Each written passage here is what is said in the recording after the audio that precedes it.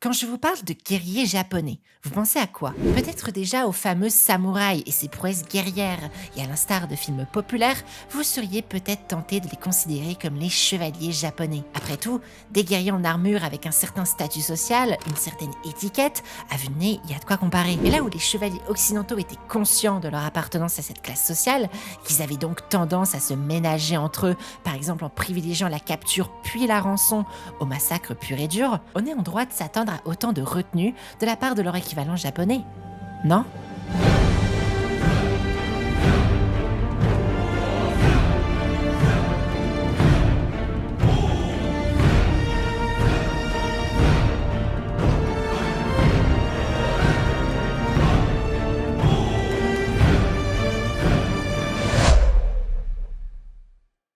Bienvenue dans cette vidéo où l'on va voir comment, au travers de tous ces massacres, les samouraïs sont devenus de véritables chasseurs de têtes. Vous ne le savez peut-être pas, mais j'ai lancé une chaîne Twitch. Je suis donc en live tous les mercredis et vendredis soirs à partir de 20h. On y parle beaucoup de culture et d'histoire japonaise autour de réacts de documentaires. Alors n'hésitez surtout pas à me suivre là-bas pour ne pas manquer le prochain live. C'est le premier lien en description. Bon, dans notre enquête pour savoir pourquoi autant de violence, il va falloir commencer par remonter à l'origine de cette pratique. Sauf que voilà, c'est vraiment difficile de remonter au moment exact où la pratique du découpage de tête a commencé à émerger, principalement car on pratique la décapitation au Japon au moins depuis la fin du 7e siècle et le début du 8e. À ce moment-là, oubliez totalement l'image romantique du samouraï ou du puissant shogun qui n'existe tout simplement pas encore. On est encore dans un empire où l'empereur et sa cour détiennent tous les pouvoirs depuis la capitale, Heijo, l'ancienne Nara. Et pour faire respecter cette autorité, ils mettent en place une armée de conscrits paysans copiés des modèles chinois, de grandes armées avec de grandes formations, etc. Et pour faire carrière, quand on n'était qu'un simple fantassin, il fallait faire ses preuves. Il fallait donc tuer. Sauf que pas de récompense sans preuve, et la tête des ennemis tués était demandée pour pouvoir gagner des points. 10 têtes, c'était 1 point, parfois il en fallait 15 pour un seul point, ça dépendait des batailles en fait. Sauf que voilà, cette armée professionnelle et organisée ne va pas résister longtemps. C'était une véritable corvée pour les conscrits qui étaient loin de leur terre, c'était compliqué à entretenir et quelque peu miné par des intérêts personnels. Bref, ça finira bien vite par être abandonné. À partir de cette dissolution, plus une province est éloignée du pouvoir central autour de la capitale, et plus elle est livrée à elle-même. Ce qui force les locaux à devoir créer leur propre milice, qu'on appelle dès lors des Bushidan, avec ce fameux guerrier que l'on appelle Bushi, l'ancêtre de notre samouraï. Et si vous voulez savoir pourquoi on parle de Bushi et pas de samouraï durant cette période, je vous invite à aller voir cette vidéo qui parle du sujet. Mais les conflits, eux, ne s'arrêtent pas. Et ces clans de Bushi commencent à être embauchés en tant que mercenaires à la protection des plus puissants, comme par exemple des empereurs, rien que ça. Et je n'utilise pas ce mot de mercenaire pour rien. Ils ne protègent pas l'empereur par honneur, par principe ou par croyance divine, bien car il les paie. Et si demain l'empereur vient à congédier leur chef, c'est toute la bande qui part avec lui. Ces guerriers sont fidèles à leur chef et pas à leur employeur, tout en entretenant les prémices d'un système féodal, car les guerriers possèdent des terres, plus ou moins en fonction de leur puissance, et qui dépendent donc les uns les autres via un complexe système vassalique. Et ce système est presque entièrement en dehors du contrôle du pouvoir central et impérial. À la mort de l'empereur Toba en 1156, les tensions explosent entre les membres de l'aristocratie impériale et la surpuissante famille noble des Fujiwara. Mais dans la bataille, c'était bien des Bushi qui se battaient. À la fin de cet incident qu'on appelle la rébellion de Hogen, il est devenu clair pour tout le monde que c'était les Bushi qui pouvaient déterminer qui aurait le pouvoir via les armes. Les deux clans guerriers majeurs de cette époque sont les Taira et les Minamoto qui vont se faire la guerre via des mandataires interposés. Si tel noble embauchait les Taira pour combattre tel aristocrate, tel autre aristocrate embauchait les Minamoto et on regardait qui allait gagner. En 1160, ce sont les Taira qui sortent du lot et le chef des Minamoto, un certain Minamoto no Yoshitomo, prend la fuite chez l'un de ses vassaux. Dans le récit du Eiji Monogatari, leur hôte se demande s'il ne ferait pas mieux de le trahir. Même s'il s'en va vers les provinces orientales, il est peu probable qu'il y parvienne. Plutôt que d'en laisser la gloire aux autres, abattons-le ici même. Et quand nous ferons voir sa tête à ses ennemis, peut-être nous accorderont-ils les possessions de Yoshitomo sans en accepter une seule, ou à défaut, ne serait-ce que cette province qui fera la prospérité de notre descendance. Et peu après... Minamoto no Yoshitomo est trahi et décapité.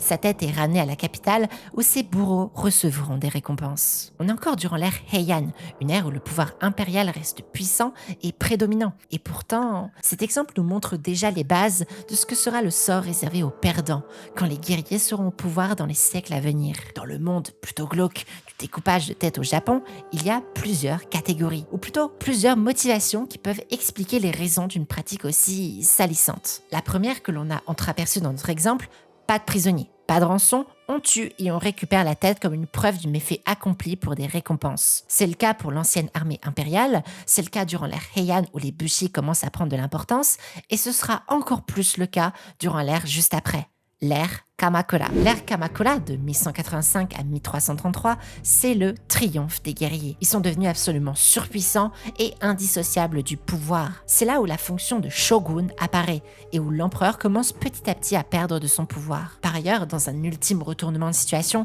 c'est bien un Minamoto qui deviendra shogun. On entre définitivement dans un système féodal basé sur la possession des terres. Le système est alors très simple. À chaque génération, on octroie la terre vierge voisine à ses fils qui peuvent alors la défricher pour en faire une terre cultivable. Mais pour bien comprendre le problème de ce système, il faut que l'on prenne une carte du Japon. Le Japon, ce n'est pas un pays très grand, et en plus, c'est plein de montagnes pas forcément pratiques pour en faire de bonnes terres cultivables. Et pour ce qui est des 3 grandes plaines, elles commencent à être quelque peu saturées de monde. Et vous commencez à voir où je veux en venir. Durant l'ère Kamakura, il n'y a déjà plus de terres vierges à défricher pour les nouvelles générations.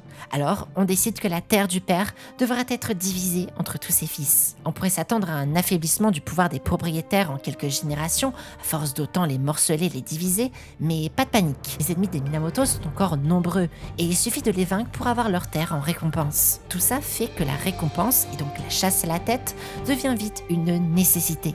Une nécessité absolue. On ne se bat plus seulement pour des intérêts politiques ou pour de l'argent comme au temps de l'ère Heian, on se bat pour faire survivre son territoire et conquérir la terre du voisin pour assurer la prochaine génération. Ce qui rendait les guerriers particulièrement hargneux sur les champs de bataille.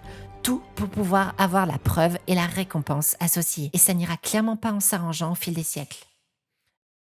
Là où durant l'ère Heian et l'ère Kamakura, la présentation des têtes n'était pas vraiment soumise à des manières ou à des façons de faire, on a par exemple en estampe dans le Heiji Monogatari et Kotoba un exemple d'un guerrier présentant à son maître une de ses victimes, à même la rue, et alors que le seigneur est encore dans sa charrette. La tête, elle, est directement attachée au bout d'un naginata. Bref, tu ramènes la tête, tu as la récompense, merci, au revoir, on ne fait pas de manière. Sauf qu'à partir de la période Muromachi, ça fait déjà quelques siècles que les guerriers sont au pouvoir.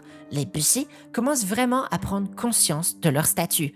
On voit même apparaître le Buke Kojitsu, un manuel d'étiquette guerrier qui détaille et structure les bonnes manières pour présenter une tête à son maître, d'autant qu'il y a de plus en plus de décapitations. Cela devient une vraie cérémonie. On appelle ça Kubi Jiken, littéralement scruter les têtes, ou encore Taimen, qui veut dire visage confronté, dans le cas de personnalités de haut rang. Désormais, les têtes des personnages illustres sont portées sur le côté droit de la selle, tandis que le menu fretin est porté sur le côté gauche. Et on ne présente pas les têtes n'importe comment.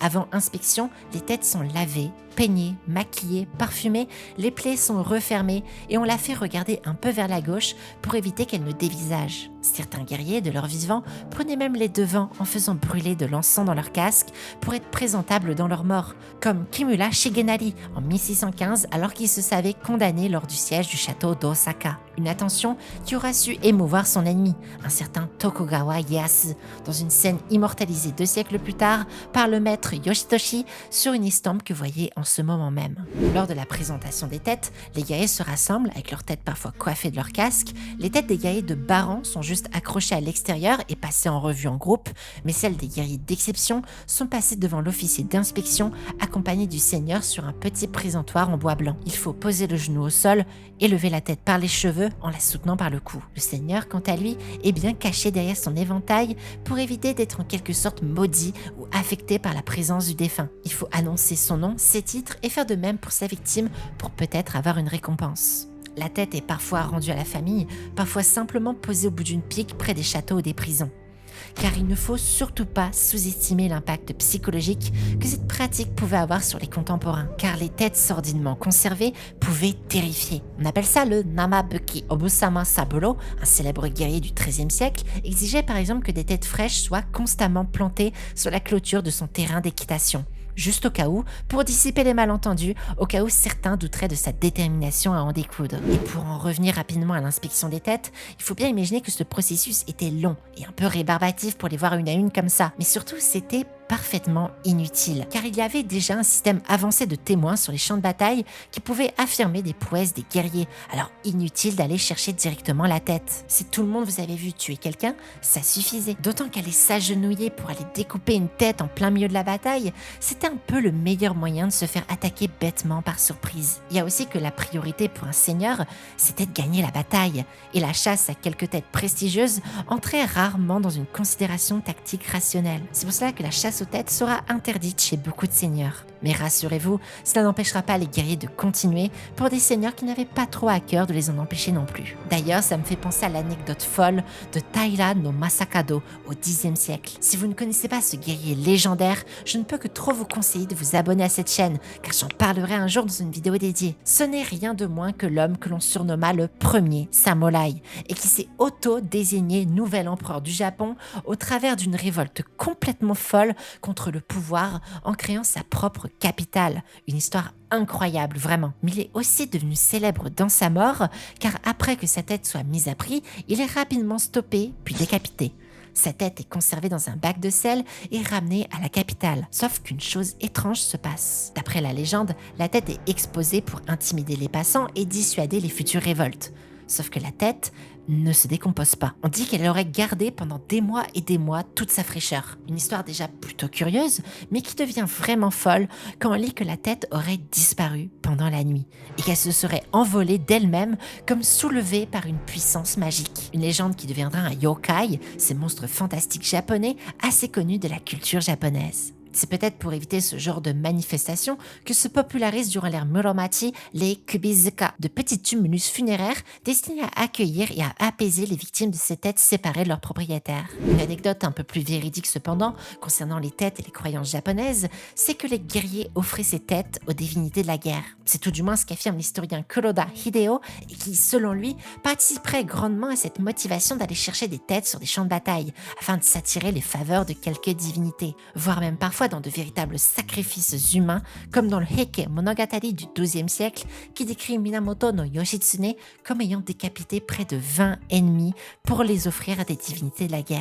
Mais vous savez, parfois c'est encore plus tragique. On ne perd pas toujours sa tête lors de grandes batailles épiques où tout le monde a à peu près ses chances. Parfois c'est simplement que vous avez fait une grosse bêtise et que vous allez donc devoir subir le courroux de la justice. Et oui, la décapitation est une méthode d'exécution privilégiée dans l'histoire japonaise. Les provinces et les cités peuvent parfois avoir de véritables outils législatifs pour organiser et réglementer cette pratique comme une véritable punition légale. C'est le cas de la province autonome d'Iga en 1560 qui se voit dotée d'un code de loi punissant de décapitation et d'exposition de la tête pour les traîtres. Une province qui sera bientôt connue comme un haut lieu des fameux shinobi. Mais surtout, comment ne pas parler du légendaire seppuku, qui se ritualise et se complexifie dès l'ère Edo à partir de 1605 pour devenir une véritable mise à mort spécifique à la caste des samouraïs. Vous allez me dire, quel rapport entre des têtes coupées et quelqu'un qui se charcute le ventre? Eh bien, c'est lui, derrière. Cet homme, avec son sabre levé, c'est le Kaishakunin, celui qui aura la lourde tâche d'abréger les souffrances du samouraï condamné. En réalité, on ne demande pas toujours à la victime de se charcuter le ventre, ou plutôt, on lui demande parfois de faire semblant. Le Kaishakunin peut ainsi trancher la tête alors que le samouraï a à peine commencé à se saisir du couteau, ou au moment où il prend son élan pour se transpercer le ventre. Parfois, on ne s'encombre même pas d'une vraie arme, car le condamné se voit offrir qu'un couteau en bois ou un éventail, signe qu'il n'aura pas besoin de se charcuter lui-même. Un acte de clémence appelé ogibara, pour éventail et ventre. Une fois la sale besogne faite, il arrivait qu'on demandait aux enfants de samouraï d'aller chercher la tête eux-mêmes pour les endurcir. Le cas le plus célèbre de ces seppuku est certainement celui des 47 ronin, qui, pour venger leur maître décédé, sont allés tuer puis décapiter son ennemi pour ramener sa tête à la tombe de leur maître. D'après l'historien Julien Pelletier dans son livre Une autre histoire des samouraïs, et d'ailleurs toutes les sources utilisées dans cette vidéo sont en description comme d'habitude, l'un des ronin aurait dit: Ô précieux Seigneur, l'injustice de votre mort est vengée. J'ai choisi d'enterrer la tête de votre oppresseur à vos pieds, afin qu'éternellement son ombre serve la vôtre. Bien sûr, ils seront tous capturés, puis condamnés à se faire seppuku. Malgré tout, on peut encore dire qu'ils ont eu de la chance, car l'histoire japonaise a su nous prouver qu'elle était souvent loin d'être aussi romantique et honorable. L'histoire de ces chasseurs de têtes traîne en effet des cas bien plus sombres et injustes. Contrairement à ce que l'on pourrait croire, le pic de cette pratique de découpage de têtes n'était pas durant le Sengoku Jidai, cette période de guerre civile totale où les seigneurs de la guerre, les daimyo, se livraient à des guerres constantes entre eux. Mais c'est bien quand Toyotomi Hideyoshi parviendra à pacifier le Japon. Oui, c'est paradoxal, mais laissez-moi vous expliquer. La paix est instaurée par la force dans le pays, certes, mais le nouveau maître du Japon rêve en grand et tourne désormais son regard par-delà la mer vers la Corée. C'est le début d'une folle entreprise d'invasion du continent marquée par de nombreux massacres de civils coréens. Toyotomi exige que l'on ramène les têtes des victimes au Japon dans des barils de sel. Le macabre décompte s'élève bien vite à plus de 200 000 têtes coréennes et chinoises. Pour le transport, cela devient tellement invivable, il y a tellement de têtes et de victimes que finalement ils se contenteront d'arracher les nez pour confectionner au Japon de sordides hanazuka, des monticules de nez immenses pour calmer les esprits tourmentés. Des monticules que l'on peut encore voir au Japon. On pourrait croire que ce genre d'atrocité était réservé au passé, mais la Seconde Guerre mondiale prouvera que les plus sombres traditions peuvent revenir, comme durant l'affaire du Yakunin Giri Kyoso, où des officiers de l'armée japonaise s'amuseront à organiser des concours de décapitation de prisonniers de guerre et de civils. Et il n'est pas si loin le temps où l'écrivain Yukio Mishima, grand adorateur des traditions martiales, avait tenté en 1970 un coup d'état militaire en vue de rétablir l'ordre ancien. Devant le projet qui finit par échouer, il se retire et s'inflige la tradition du seppuku que l'on pensait dépasser, laissant à son kaishakunin, Masakatsu Morita, la triste responsabilité d'être le dernier trancheur de tête de l'histoire japonaise.